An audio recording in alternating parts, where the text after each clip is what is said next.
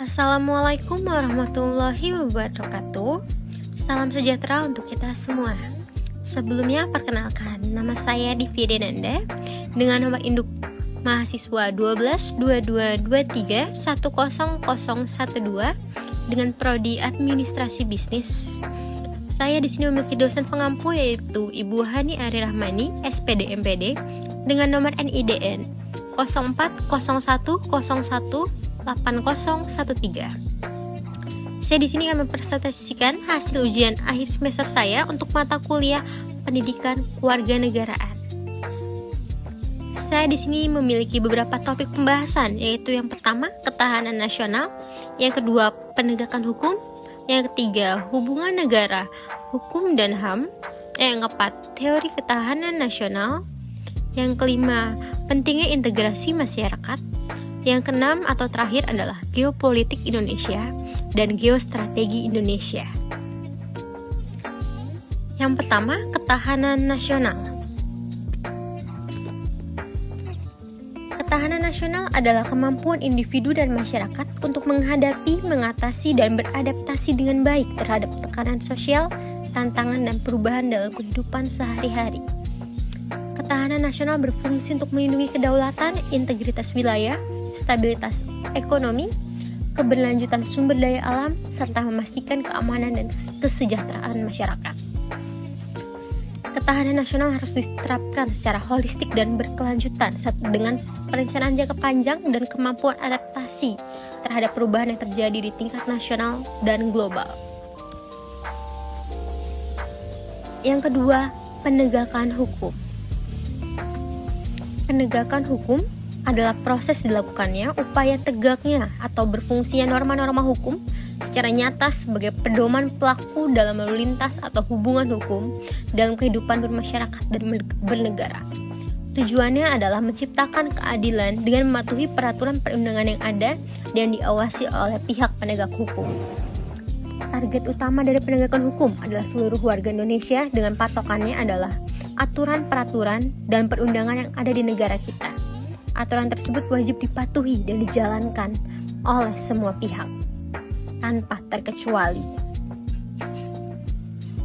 Yang ketiga, hubungan negara hukum dan HAM.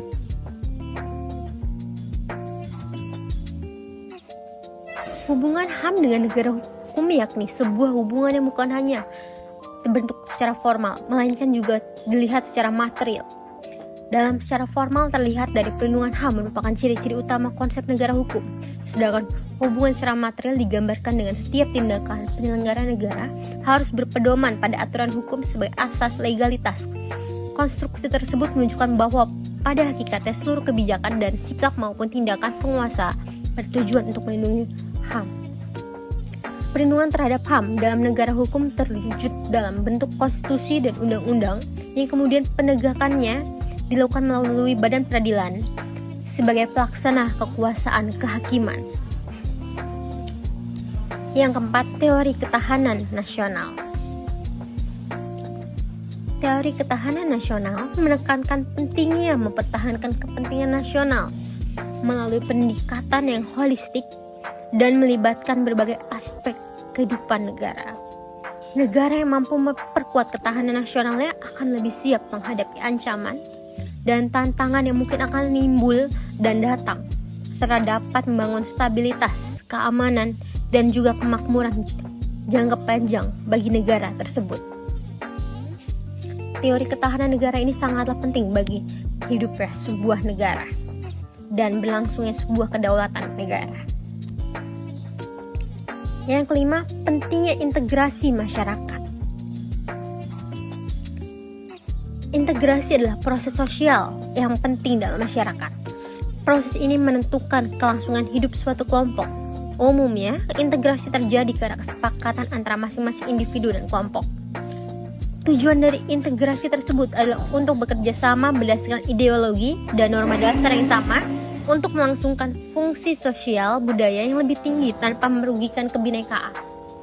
Peran dan pentingnya integrasi sosial dapat membantu menstabilkan demokrasi, meningkatkan pertumbuhan ekonomi, membangun bangsa, dan memberi semua hak kewajiban pada rakyat. Yang keenam, geopolitik Indonesia dan geostrategi Indonesia. Hubungan antara geopolitik dan geostrategi di Indonesia, yaitu yang pertama, adanya geopolitik dan geostrategi di mana hanya dimiliki secara eksklusif di Indonesia untuk dapat menjadikan Indonesia sebagai sebuah bangsa yang besar dan kuat, dan kemudian memiliki sebuah armada laut yang kuat sehingga di kemudian harinya akan memperkuat sebuah ketahanan nasional. Yang kedua, dengan melakukan pemanfaatan dari berbagai sumber daya laut, yang dimana menjadikan sebuah perputaran roda perekonomian masyarakat Indonesia yang sangat stabil karena banyaknya jumlah dari hasil laut yang hanya dapat ditemukan Indonesia dan dapat meningkatkan sebuah kesejahteraan dari masyarakat Indonesia khususnya. Kesimpulan, pendidikan kewarganegaraan bertujuan untuk membentuk warga negara yang baik, kreatif, bertanggung jawab, cerdas, dan kritis, dan juga warga negara yang partisipatif, yang bertanggung jawab, yang mengandung arti terhadap dirinya, Tuhannya, manusia lain, terhadap lingkungan alam, serta dapat terhadap masyarakat dan bangsa serta negaranya. Warga negara yang cerdas secara moral, spiritual, dan emosional. Terima kasih presentasi dari saya. Terima kasih.